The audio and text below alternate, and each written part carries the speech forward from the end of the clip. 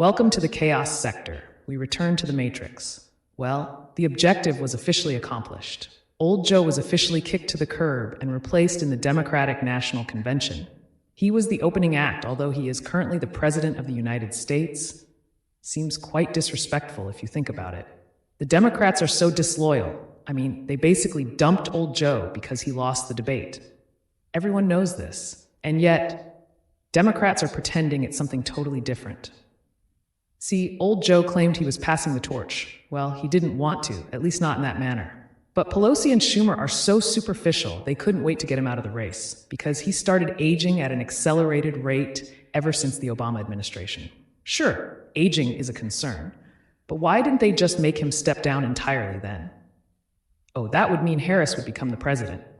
And I don't think that would have gone well. But then again, that's who is being pushed, right? Well, remember, Old Joe promised to pick a woman of color as his vice president. So on his way out, he said, well, we should let that woman of color be the Democratic nominee. Pelosi and Schumer didn't really approve, but Old Joe had a bit of leverage, and she was endorsed. That leverage Old Joe had? Well, we've talked about it already. Quote, Joe Biden was dead in the water, unquote. That's what Latasha Brown stated about Old Joe, so the truth behind his presidency is rooted in a conspiracy. He has that secret and leveraged it to remain the president, but not run for a second term. Farewell, Old Joe. Now you can go retire off into the sunset. Oh wait, he still is the president. How is Old Joe actually on vacation right now? A president does have vacation time, but shouldn't he be working hard in the last few months? Never mind. A bunch of gaslighting, fake commencements for Old Joe, and the only thing that felt genuine was Old Joe realizing his political career has officially ended. He was not truly a part of this current political party. The progressives had been plotting to bring in new blood ever since Obama left office. Nothing wrong with new blood. But if it's toxic, which seek to radicalize the party into oblivion, well, that's a certain death sentence for the entire party. Don't let the smiles and party time USA vibes fool you. Democrats are disorganized, scrambling around, and depending on the American voters to carry them to the White House, because it's not policy that will do that. See, there are millions of voters who do not vote on the issues. They vote based on, well, feelings. Some vote on what they perceive to be good policy, but that's perception, not reality. Others vote in spite of the opposing political party. Others vote because they were coerced to vote for the same party by their peers or family. There's a lot of votes being cast that, frankly, are invalid. If you strip away votes out of spite, votes based on perception and peer pressure, you would have a lot of unpopular and unknown candidates being selected. And Harris was unpopular. Now she's the mega star for Democrats. The reason being? Well, she basically stole all of Old Joe's votes and delegates. That's the facts, my friends.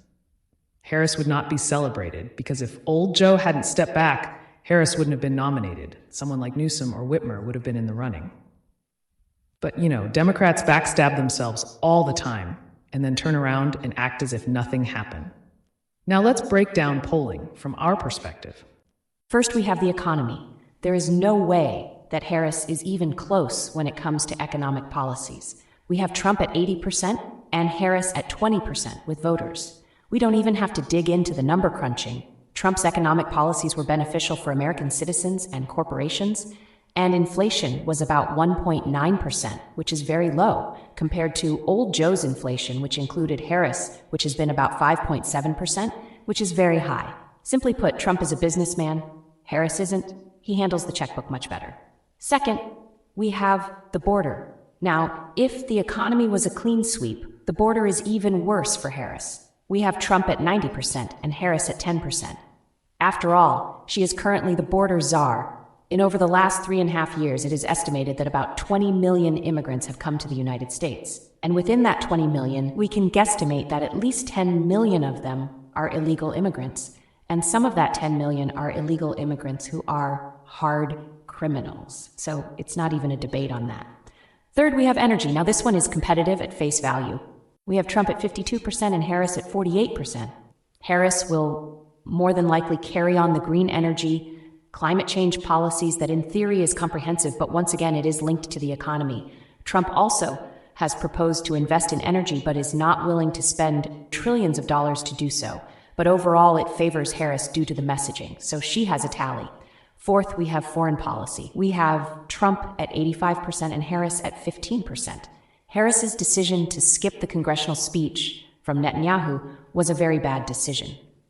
It showed Harris does not have leadership qualities because being a leader means you make decisions regardless if it's unpopular. You make decisions that benefit the collective, or in this case, benefits your portfolio for President of the United States. It appeared that she was influenced not to attend because of the progressive radicals whispering in her ear, such as AOC, Ilhan Omar, and other anti-Israel wackos in the Democratic Party. We've seen it at the convention, anti-Israel protesters outside of the event. This could also be the reason Harris didn't choose Josh Shapiro as her running mate, because he is Jewish. So, it shows Harris doesn't have a backbone to make decisions for herself, yes, for her own presidential aspirations. Lack of independent thought translates to lack of leadership. If she had attended that congressional speech, it would show that she is concerned and engaged in foreign relations, especially with one of America's key allies on the global stage, but instead, she decided not to attend. Trump, on the other hand, when it comes to foreign relations, he understands how important it is to be engaged, be focused, and not dismiss allies you might need one day. So, that's a landslide. Lastly, we have women's rights. We have Harris at 60% and Trump 40%. Now, this is where Harris will have a clear advantage, but it's not as dominant as it seems.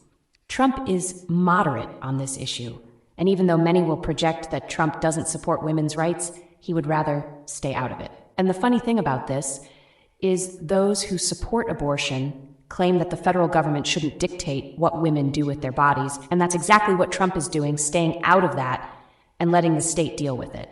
So, in essence, he is agreeing with that notion, even if it's indirectly.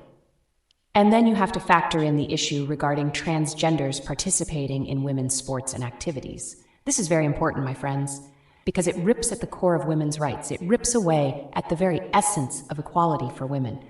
And although there are women who support transgenders, at what point does it start to become irrational to support when your daughters come home crying because a boy was allowed to play on the girls' soccer team and he kept tackling her? If we crunch these percentages, we have Trump winning the presidential debate at a 70% percentile. And that aligns with reality, but not fairy tale land where magic pixie dust falls out of the sky. Oh, we forgot a few more, and of course it will be a key topic. Race in America. We have Harris at 60% and Trump at 40% based on messaging. The reason it's in her favor in regards to messaging is because of the optics and identity politics, which has impacted society's perception of race in America. Harris, although has not done anything in particular for communities of color, is a woman of color and will have the, quote, voice of those communities of color, even though it may not be warranted. Trump, on the other hand, struggles to articulate his message because he has to walk on eggshells when he discusses those communities of color. So Harris will relay her message better because Democrats are more comfortable talking about race in America than Republicans. Yep, now this will be slighted in Harris's favor due to how the topic of race will be presented. Meaning, just like all other presidential debates, the question about race will be about what can each candidate do to combat racism, racial inequality, racial injustices, and so on. The problem with how these issues are framed, it makes it hard to actually present any real solution. Because, well, to be honest, it's a specific issue for specific individuals, not American citizens as a whole. And it becomes difficult to articulate what policy can be implemented to tackle an issue that is more of an isolated issue rather than a national issue such as the economy. But here's a scenario of it. Everyone remembers the debate Trump had at the National Association of Black Journalists, right?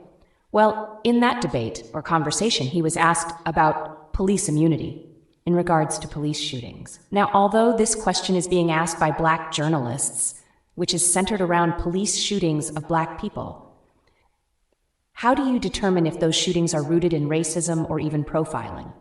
Well, you have to look at the circumstances of the shooting. And as we all know, this becomes a very subjective issue. One person views the police as racist who shot an unarmed Black person, while the other views the police as a good officer who shot the unarmed Black person in self-defense. In other words, the issue of race in America in the presidential debate will always be subjective because there is no concrete data that indicates police officers are running around shooting Black people out of malice and hatred. Some may disagree, but every incident you point out, there was resistance from the suspect that led to compromising circumstances. And when you have compromising circumstances, you're putting the officer in a compromising position. Let's take the case of Tamir Rice. This is a prime example. Officers were called to a park as a young black male was seen with a gun, waving it around. Now, this teenager took the orange cap off of the gun and was at the park on a Saturday morning. Now, what do you think his intentions were? That's right, he wanted to scare people in thinking he had a real gun. Well, that's what he did, which led to someone calling the cops. Now, although I don't agree with officers immediately opening fire on Rice when they arrived, this is an example of compromising circumstances where the black victim was not as innocent as depicted in the mainstream media. Or what about Breonna Taylor, who was shot in her home by officers? Well, the way the mainstream media depicted it, and groups like Black Lives Matter, you would think that racist cops just came into the home and murdered a black person. But once again, compromising positions. The very reason the home was even targeted is the ex-boyfriend of Taylor had stashed drugs in that apartment, and the authorities were tracking this drug operation, which led them to Taylor's home. When they arrived, the boyfriend of Taylor began shooting at the officers, and Taylor was killed as a result. We can go on, as each and every police shooting of a black person included either resistance, which leads to compromising circumstances, or other scenarios that make things too unpredictable for both the civilian and the officers. Yet, despite the facts, it will still be presented as a question in the debate, alluding to those deaths being rooted in racism towards black people. Harris will try to capitalize on Trump's, quote, shaky responses to it, but I think he did a good job of explaining this very issue at that event when asked. And we know Democrats don't like hearing these words come out of Trump's mouth, but it's a fact that he did more for the black community than this administration. They can't stand hearing that because it conflicts with the rhetoric of Trump being racist towards the black community. And that brings us to policies in regards to race in America. Although Trump loses on messaging due to walking on eggshells, he makes up for it with policies. We have Trump at 65% and Harris at 35%. This administration has signed executive orders for, quote, racial equity and have policies such as, quote, environmental justice. And the funding for HBCUs that this administration brags about, well, Trump did it first. So if you put everything in context regarding what the moderators will present as far as policies for the black community, Trump has already done more than this administration has and can just add to what he has already done. So if we're talking policies in regards to racial injustices with police departments, it's simple. If the officers are found guilty of murdering a black person, they are prosecuted to the fullest extent of the law. If they are found to be not guilty, then they are protected. I think everyone can agree with that across the board, including the black community as a whole. Harris doesn't have an actual plan to fix any of the problems because her policies create a massive breakdown of law and order, which will only increase the crime rate. Mind you, she wanted to defund the police, allocating that funding to services in the community, but signed off on trillions of dollars invested away from those very communities. Listen, let's go over this once again. The Inflation Reduction Act, which has to be some sort of reverse psychology on Americans, had a proposed funding of $783 billion for, quote, energy security and climate change. This was passed in 2022, right? Now, since that time, what in the world has improved in regards to improving the climate and energy? Don't worry, I'll wait. Instead of investing $783 billion into this nonsense, how about slicing that down to a more practical number, such as a solid $400 billion, allocating $383 billion into social services in the lower class communities? Oh, we can't do that. See, this was done intentionally because if you're going to spend that money, why not spend it on the American citizens? At least you can say you did a good deed for the nation, right? More so, that money could have been the same money proposed for free college tuition or $25,000 in first-time homebuyer federal aid. It would still be horrible, but at least you can say you helped citizens. Harris has to own her part in that inflation. Law and order, we have Trump at 95% and Harris at 5%. Yeah, I know it's a microscopic number for Harris, but if you want to defund the police, then you are provoking more crime. If you want to confiscate guns by having citizens sell them to the federal government, well, crime would increase, just without firearms. More home invasions, more physical crimes increase, such as assault. And mind you, she supported a mandatory buyback program of assault weapons in 2019. Here's the thing. The criminals that have those same assault weapons illegally are not included, of course. So, to target a small percentage of individuals who have used those weapons in so-called mass shootings, then punishing law-abiding citizens by forcing them to give theirs up, is unconstitutional. But the bigger point here is the gang members will still have theirs until they are arrested. Yet you never heard her mention getting those assault weapons out of the hands of gang members and cracking down on cartels and the black market that sells those weapons to those gang members. It's a plot to take the firearms from law-abiding citizens, while the criminals in the shadows will still have theirs, funneled through the black market, which she doesn't mention. So yeah, it will become even more dangerous, as there will be less protection for law-abiding citizens. Also, when those guns are confiscated upon arrest, where do you think those weapons end up? Right back on the streets, through the black market. Proposing to bail out criminals who burn down businesses and loot like crazy. So she is anti-law and order, just like her wacky running mate. Now we get into demographics, because this is a key to how the election will play out. Black women will support Harris at about 85%, with Trump at about 15%. There has been a slight detachment from Democrats for black women, but it's still overwhelming in favor of Democrats. Then we have black men, Harris at about 25%, with Trump at about 75%. It's one of the biggest discrepancies between black women and black men when it comes to politics. White men about 70% for Trump and 30% for Harris. White women about 65% for Harris and 35% for Trump. Hispanic women about 45% for Harris and 55% for Trump. Hispanic men about 60% for Trump and 40% for Harris. Asian women about 50% for Harris, 50% for Trump. Asian men about 70% for Trump and 30% for Harris. These are our projected statistics, so don't trip out about it. Age demographics, of course, you have 18 to 25, 70% for Harris and 30% for Trump. 26 to 40% for Harris, 60% for Trump. 41 to 60, 30% for Harris, 70% for Trump. 61 to 80, 25% for Harris, 75% for Trump. The younger the voter, the more they appeal to the liberal policies. The older the voter, the more they appeal to conservative policies. It's our polling. And I would say this is closer to the facts than any bogus polling you see plastered in the news feeds. But here's the thing. For Harris to distance herself from this administration, she will have to creep closer to the center without being caught doing so. And what makes her think she will be able to creep closer to the center with an orange madman staring right at her as she tries to creep closer? It's like she's an employee of Trump's who came in to work an hour late and tries to sneak in without him noticing. But he did, and guess what happens when he spots her? He utters those famous words, "You're fired." I must say, that was impressive, and I agree with those polls. Harris will try to sneak to the center, but I don't think she realizes what's in front of her. She has often stated, quote, "I know Donald Trump," unquote. Yeah, you might know him, but you have never stood aside from him in a presidential debate, and that's a totally different atmosphere, and I don't think she's mentally prepared for that moment. Kamala Harris was defeated by Tulsi Gabbard, and she essentially decided to drop out in her presidential campaign. The money dried up because voters and delegates all witnessed her getting destroyed on national television. Even her vice presidential debate against Mike Pence was a bit shaky, and that was like a small room setting. Since then, her record as vice president has been under the microscope, and her past is coming back to haunt her for everyone to see. I mean, Harris has made some very controversial statements in the past, which some were just a few years ago. Heck, some were during this very administration. She stated that if she was in power, yes, as the president, she would, quote, snatch patents away from drug companies in an effort to lower drug costs. Quote, critics pounced on a resurfaced clip of Vice President Kamala Harris bragging that she'll have the government snatch patents away from drug companies in an effort to lower costs.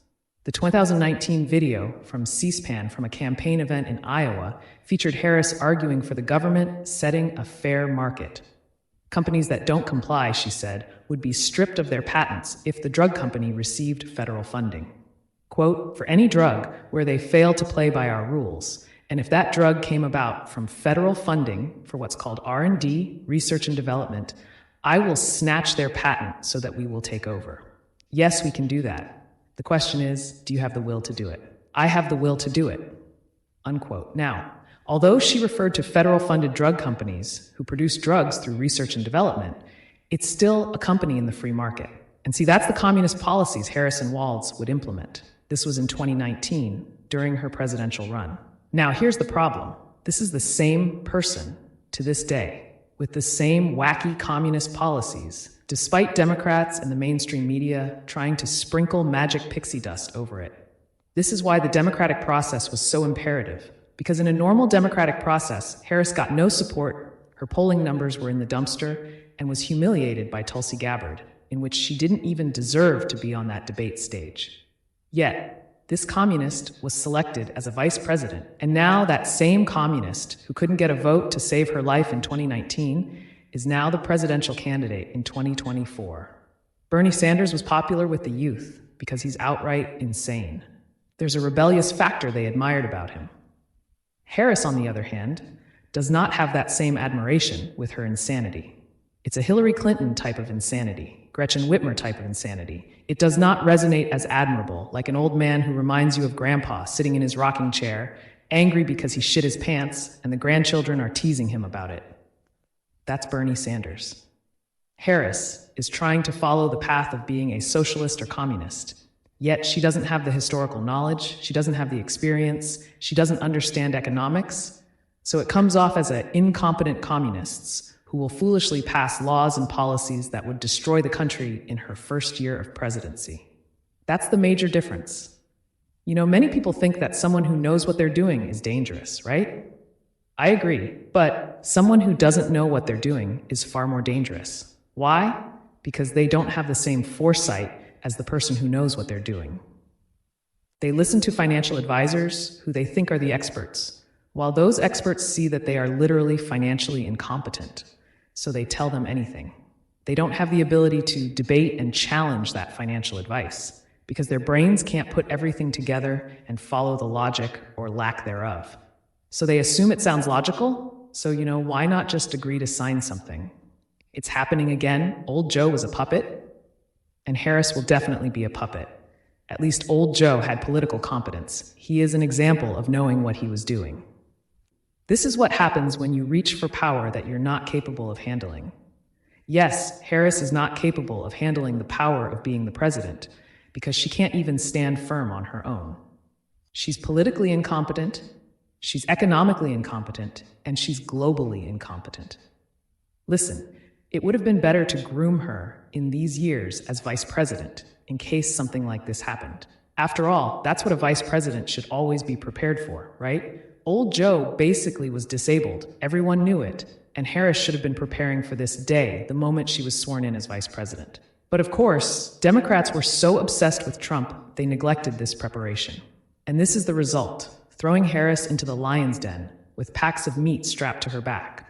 Harris will make history, and it will be a bit different than the history some may think she'll make. She will make history for not being able to actually speak, due to the cat having her tongue throughout the entire debate. And if you thought Old Joe's performance was horrible, wait till you see Harris's. Trump will once again be the badass in politics. At least it's entertaining in the political matrix. This is the chaos sector.